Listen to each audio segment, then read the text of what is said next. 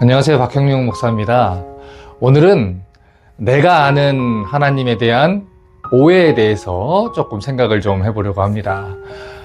이번 주에 한 영상을 보는데요. 어떤 교회에서 청년들이 소그룹 나눔을 하는 영상을 제가 봤어요. 그런데 이 청년들이 소그룹에서 얘기하면서 내가 지금까지 알고 있었던 하나님은 이런 분인데 뭐 이래서 이렇지 않아서 굉장히 당황했고 하나님이 왜 이렇게 하시는지 나는 모르겠고 이런 나눔을 하는 영상을 봤습니다. 내가 아는 하나님, 그치요?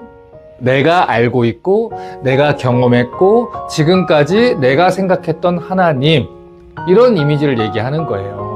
자, 그런데요, 제가 오늘 여러분과 함께 나누고 싶은 거는 뭐냐면 내가 아는 하나님이라는 그 개념이 만약에 성경에 계시된 하나님이 직접 자신을 계시한 그 하나님의 모습과 성품과 다른 분이라면 문제가 심각해진다는 거예요.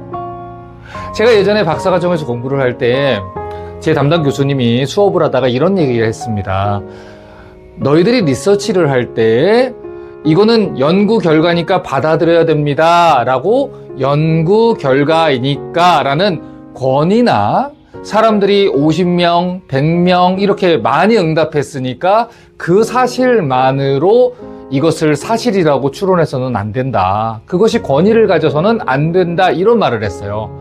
쉽게 말씀드리면 이런 말이에요. 애니메이션을 너무 좋아하는 일본 애니메이션 동아리에 가가지고 그 코스프레 하는 그 페스티벌에 가가지고 당신은 애니메이션을 좋아하십니까? 라고 물어보면 당연히 거기까지 온 사람들이 좋아합니다. 이렇게 물어보지 않겠습니까? 반기독교 운동을 막 하고 있는 그 집회에 가가지고 당신은 예수님이 정말 하나님의 아들이라는 걸 믿으십니까? 그러면 당연히 그 사람들이 설문조사에다가 아닙니다 라고 적지 않겠습니까? 이처럼 그 설문조사를 하는 대상이 어떤 생각을 가지고 있고 어떤 사람들이고 어떤 시간과 공간과 조건을 가지고 있느냐에 따라서 완전히 리서치 결과가 달라질 수 있다는 거예요. 자, 그러니까 내가 아는 하나님이라고 했을 때 오늘날 문제가 뭐냐면 우리 이 시대가 성경을 읽지 않는다는 걸 여러분을 염두에 두셔야 된다는 거예요. 여러분, 하나님이 자신을 어디에다가 계시를 하십니까? 하나님은 성경에 자신을 계시해 주셨어요. 이것은요, 어떤 사람들이 이야기하는 것처럼 하나님이 얼마나 크신데 문자의 가치냐, 가치일 뿐이 아니다, 이런 문제가 아니에요. 하나님은 질서의 하나님이시고요, 문자의 가치시는 분이 아니라 우리를 위하여 우리가 혼돈하지 않도록 예수 그리스도에 대한 충분한 계시를 성경 66권에 충분히 주셨다는 거예요. 이것은 하나님이 갇혀 계시는 게 아니라 우리를 위해서 인간의 몸을 입고 이 땅에 오신 것처럼 우리에게 당신을 온전히 계시하기 위해서 성경에 자신을 계시하기로 결정을 하셨다라는 뜻입니다. 그래서 이 디모데후서 3장 16절 17절을 보면 모든 성경이 하나님의 감동으로 된 것이다. 이 성경론에 대해서 성경이 뭐라고 말합니까? 교훈과 책망과 바르게 함과 의로 교육하기에 유익하다. 하나님의 말씀은 완전하다. 더할 것이 없다. 빼서는 안 된다. 더하지도 말아야 된다. 이것이 사도 요한의 메시지고요. 또 이사야 선지자가, 또 베드로가 얘기한, 또 바울이 얘기한 성경론입니다. 자, 그런데 문제는 이거예요. 내가 성경을 통해서 하나님을 배우지 않았어요. 성경이 말하는 하나님이 아니에요. 그냥 누가 카더라 하는 말을 듣고 아는 거예요. 예를 들어서 어떤 사람이 저 박 목사님 저거 아주 못된 사람이야, 이렇게 얘기를 했어요. 그런데 제가 만나본 적이 없는 것이지요. 그리고 그 사람의 얘기만 듣고 그 사람을 봤는데 실제 만나보니까 다를 수 있잖아요. 여러분, 그런 일들을 많이 겪지 않습니까? 누군가가 음식점을 갈 때도 너무 맛있어요 라고 얘기를 했는데 알고 보니까 자기 가족이야. 그죠? 누군가가 어디 너무 이 커피숍이 너무 분위기도 이상하고요, 너무 안 좋아요, 맛이 없어요 그랬는데 갔더니 그 사람하고 싸운 사람이야. 여러분, 이렇게 우리는요, 편견이란 게 들어가게 되어 있고 이 죄악된 사람들은 객관화가 힘들다는 그런 성향이 있어요. 그렇기 때문에 우리가 지금까지 하나님을 어떻게 배워왔고 어떻게 알아왔는지를 좀 생각해 볼 필요가 있다는 것이죠. 내가 누군가를 통해서, 엄마를 통해서, 아빠를 통해서, 권사님을 통해서, 소그룹 모임을 통해서 하나님은 이런 분이야 라고 했던 게 사실은 비나이다 비나이다 비나이다 하는 저 이방 종교나 불교에서 말하는 그런 어떤 초월적인 존재, 그런 존재에 대해서 다른 종교에서 말하는 초월적인 존재를 하나님이라는 이름만 바꿔가지고 놓은 것은 아니지 생각해 볼 필요가 있다는 것입니다. 여러분, 그래서 이 호세아 선지자가 이런 말을 했습니다. 그러므로 우리가 힘써 여호와를 알자.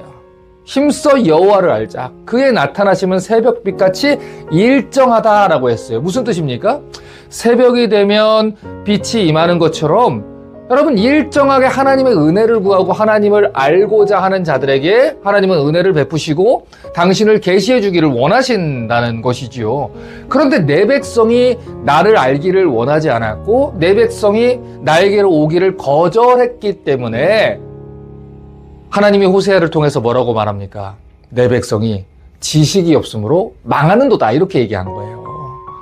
하나님을 아는 지식을 버렸기 때문에, 내가 생각하는 하나님에 대한 지식으로 대체했기 때문에, 사람들이 원하는 하나님의 모습으로 대체했기 때문에 하나님을 온전히 알지 못한 일들이 벌어지는 것입니다. 여러분, 그렇게 되면요, 백날을 하나님에 대해서 내 생각을 가지고 얘기를 해도 그것은 내가 만든 하나님일 뿐이지 성경에 계시된 하나님이 아닐 수 있다는 것, 여러분 이것을 기억하셔야 돼요.